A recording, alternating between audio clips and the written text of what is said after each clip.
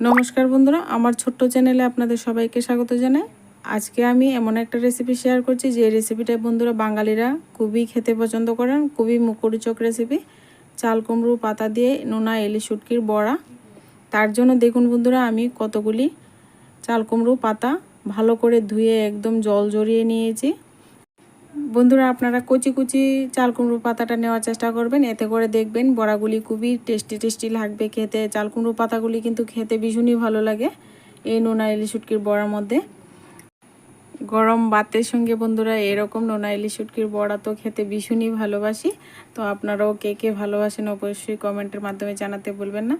প্রথমে আমি একটা জায়গাতে পাতাগুলি নিয়ে নিয়েছি, এর মধ্যে লবণ দিয়ে ভালো করে পাতাটার মধ্যে লবণটা ভালো করে একদম মিশিয়ে নেব। এতে করে কি হবে, একেবারেই কিন্তু পাতাটা একেবারে নরম হয়ে যাবে। এতে করে বড়াটা আমরা যে সময় ফোল্ডিং করব তখন কিন্তু খুব সুন্দর করে কিন্তু আমরা বড়াটাকে ভাঁজ করে নিতে পারবো।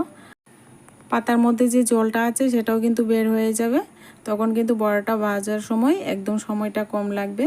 তো এইভাবে করে মেখে রেখে দেবেন। আর এদিকে আমি শুকনো লঙ্কাটা আজকে আমি শিলনোড়ায় বাটবো না, আমি একটা মিক্সিং জারে আমি আজকে মশলাটা বেটে নেব। আর এইভাবে যদি শুকনো লঙ্কাটা মিক্সিং জারে বাটতে চান তাহলে কিন্তু গরম জলে আগে থেকে ভিজিয়ে রাখবেন। আর আমি এখানে 3 কোয়া রসুন আর একটা বড় সাইজের পেঁয়াজ এবার দিয়েছি, এবার পেস্টটা বানিয়ে নিয়েছি। তো পেস্টটা একটা বাটিতে ঢেলে নিচ্ছি।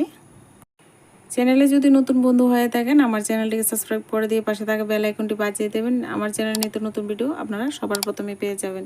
এদিকে আমি দুটো ইলিশ শুটকি, বড় বড় সাইজের ইলিশ শুটকি আমি এভাবে একটু বড় করে টুকরো করে কেটেছি। আপনারা কিন্তু এখানে ছোট করেও কাটতে পারবেন বা শিলনোড়ায় একটু বেটেও দিতে পারবেন। তো এখানে আমি দুটো মিহি করে কুচিয়ে রাখা একটা পেঁয়াজ আমি দিয়ে দিলাম এই পেস্টের সঙ্গে, আর পরিমাণ মতো লবণ দিয়ে দিলাম। আর নোনা শুটকিতে কিন্তু প্রচুর লবণ থাকে, তাই লবণের পরিমাণটা একটু বুঝে দেবেন। আর এখানে 1 চামচ সর্ষের তেল দিয়ে দিয়েছি। এবার ভালো করে একটু মিশিয়ে নেব সমস্ত উপকরণ। আর নোনা ইলিশ শুটকিটা কিন্তু কেটে ভালো করে একটু জল দিয়ে 2-3 বার ধুয়ে নেওয়ার চেষ্টা করবেন, এতে করে নোনা ইলিশ শুটকির মধ্যে যে লবণটা আছে সেটা কিন্তু একেবারে বেরিয়ে যাবে। তো ভালো করে একটু এভাবে ভিজিয়ে রেখে ধুয়ে নেবেন। আমি কিন্তু অনেকক্ষণ ভিজিয়ে রেখে তারপর ধুয়ে নিয়েছি। এবার কিন্তু সমস্ত উপকরণ আমি এদিকে মিশিয়ে নিয়েছি। আর এদিকে দেখুন চাল কুমড়ো পাতাগুলো কিন্তু একেবারে একদম মজে একেবারে জল উঠে গেছে। তো জলটাকে এভাবে নিংড়ে ফেলে দিতে হবে।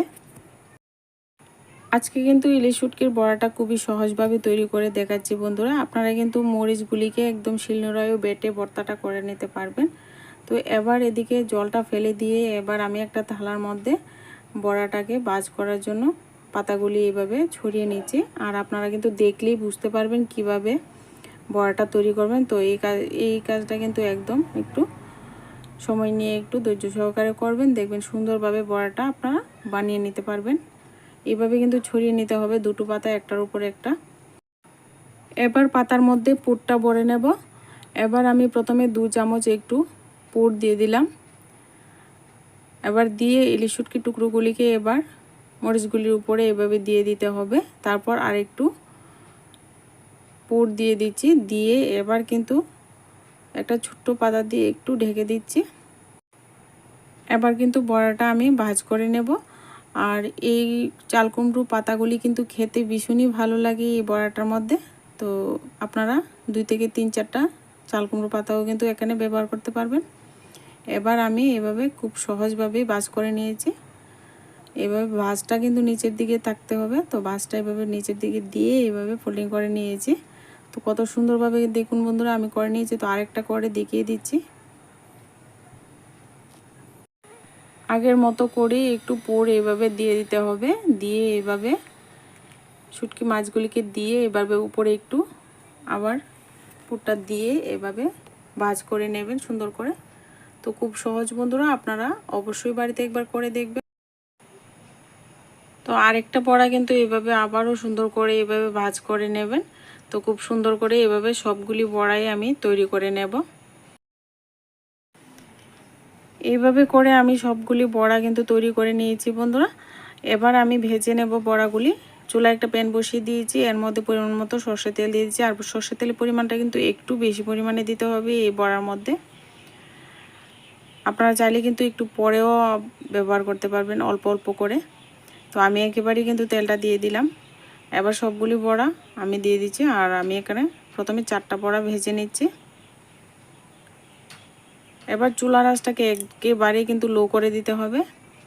এবার লো আছে কিন্তু উলট পালট করে 2 থেকে 3 বার এভাবে ঢাকা দেবেন, আবার ঢাকনা খুলবেন, আবার একটু উল্টিয়ে দেবেন, আবার ঢাকনা খুলবেন, আবার ঢাকা দিয়ে উল্টিয়ে দেবেন। এভাবে কিন্তু যতক্ষণ না পর্যন্ত বড়াটা একেবারে ভিতর থেকে হয়ে যাচ্ছে ততক্ষণ পর্যন্ত কিন্তু ঢাকা দিয়ে ঢাকা খুলে এভাবে বড়াগুলিকে ভেজে নেব।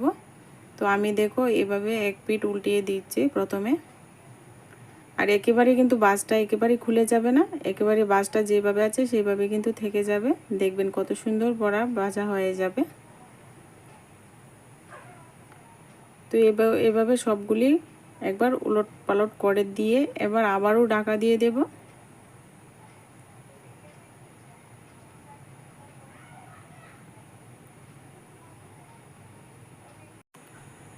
এভাবে করে কিন্তু আমি বড়াগুলিকে সুন্দর করে ভেজে নিয়েছি বন্ধুরা। তো আমি যে তেলটা দিয়েছিলাম সেই তেলের মধ্যেই কিন্তু বড়াগুলি ভাজা খুব সুন্দরভাবে ভাজা হয়ে গেছে। আপনাদের যদি আরেকটু তেলের প্রয়োজন হয় আপনারা কিন্তু সাইডে থেকে একটু তেল ব্যবহারও করতে পারবেন। তো এভাবে বড়াগুলিকে ভালো করে ভেজে নিতে হবে যাতে করে ভিতরে পাতাটা কিন্তু একেবারে ভাজা ভাজা হয়ে যায়। পাতাগুলি কিন্তু ভিতরে কাঁচা থেকে গেলে কিন্তু ভালো লাগবে না বড়াগুলি খেতে। তো একেবারে কিন্তু চুলার আঁচটাকে লোতে রেখে এভাবে আমি লালচে কালার করে ভেজে নিয়েছি বড়াগুলি। খুব সুন্দর কিন্তু ভাজা হয়ে গেছে আর খুব সুন্দর একটা গন্ধ বেরিয়েছে, কি বলবো। এবার এই লোভনীয় মুখরোচক রেসিপিটা অবশ্যই বাড়িতে একবার ট্রাই করার অনুরোধ রইল। আমার চ্যানেলের রেসিপি যদি আপনাদের কাছে ভালো লাগে অবশ্যই একটা লাইক করে চ্যানেলটিকে সাবস্ক্রাইব করে দিয়ে পাশে থাকবেন। আজকে ভিডিওটা এই পর্যন্তই, দেখা হচ্ছে নেক্সট ভিডিওতে।